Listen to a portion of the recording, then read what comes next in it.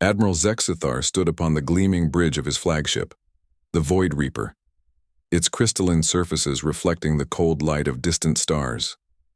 His forearms gestured dismissively at the holographic display showing Earth's pathetic defensive fleet. The human vessels looked like ancient relics, hulking metal constructs with visible rust stains and primitive chemical propulsion systems. "Look at them," he sneered to his bridge crew, his mandibles clicking in amusement. The humans still use steel for their hulls. Steel. While we command ships forged from quantum-bonded neutronium, they pilot museum pieces that belong in a scrapyard. Commander Veltok, his tactical officer, shared his leader's contempt. "Our intelligence reports confirm it, Admiral. Their technology is centuries behind ours. No energy shields, no quantum weaponry, no faster-than-light communication during a combat. They're still using projectile weapons and crude nuclear reactors." Zexthar's empire had crushed 17 civilizations in the past decade. Each had fallen within hours once they witnessed the might of his crystalline fleet. Ships that could phase through matter, weapons that could tear holes in space-time itself, and defensive systems that rendered conventional attacks utterly meaningless. "Broadcast to the human leadership," Zexthar commanded. "Tell them they have 1 hour to surrender unconditionally, or we will demonstrate why the Velthari Empire rules this galaxy." The response came 30 minutes later. A gruff human voice speaking in their crude native tongue. "This is Admiral Sarah Chen of the Terran Defense Fleet. Your terms are rejected. Come and take our world if you can." Zexthar's laughter echoed through the bridge. Admirable courage for a primitive species. "Very well. Signal the fleet. Prepare for total annihilation." The Velthari armada emerged from hyperspace like a swarm of deadly jewels.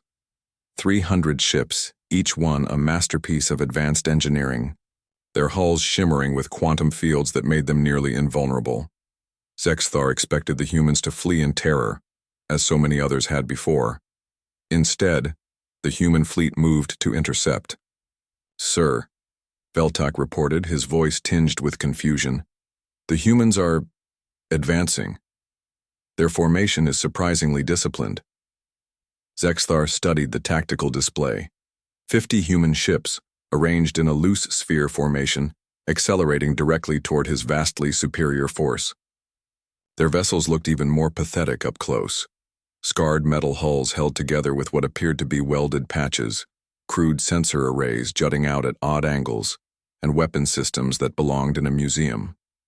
"Perhaps they're planning to ram us," he mused. "A desperate, futile gesture. Open fire, let's end this quickly." The Velthari fleet unleashed its fury. Beams of concentrated dark energy lanced through space, each one capable of vaporizing a moon. Quantum torpedoes that could phase through normal matter streaked toward the human formation. The human ships shrugged them off. "Impossible," Veltok gasped. "Our quantum resonance beams are passing right through their hulls without effect." Zexthar's confidence wavered as he watched his most powerful weapons fail completely.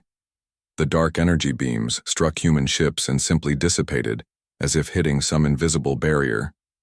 The quantum torpedoes phased harmlessly through the crude, steel hulls and emerged on the other side, their exotic matter failing to interact with the human vessels at all. "How?" he demanded. "Their technology is primitive. There's no way they could have developed countermeasures to our quantum weapons." Admiral Chen's voice crackled over the comm channel, amused and grim. "See, that's where you made your first mistake, lizard boy. You assumed we were fighting your kind of war." The human fleet had closed to what Zexthar considered point-blank range. Suddenly, the rusting human ships opened fire, but instead of the energy weapons he expected, they launched metal slugs. Massive chunks of dense tungsten and depleted uranium accelerated to incredible velocities by crude railgun systems. The projectiles slammed into Zexthar's ships with devastating effect. The quantum shields that could deflect exotic energy simply ignored the primitive kinetic rounds, which punched through hulls like paper.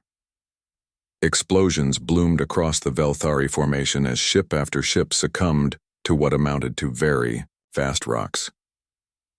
Their quantum defenses are useless against Newtonian physics, Chen's voice explained conversationally, as her fleet systematically dismantled the alien armada. Funny thing about getting too advanced, you forget that sometimes the old ways work best. Zexthar watched in horror as half his fleet was destroyed in minutes. Impossible. How did they know? We've been watching you for months, Chen replied. Every species you conquered, we studied the battle recordings. You always used the same quantum phase weapons, the same exotic energy shields. Real predictable, actually. So we built our ships specifically to counter your technology. The human vessels, Zexthar now realized, weren't primitive relics.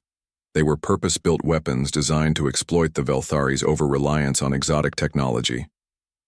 The rust was actually a ferromagnetic coating that disrupted quantum targeting systems.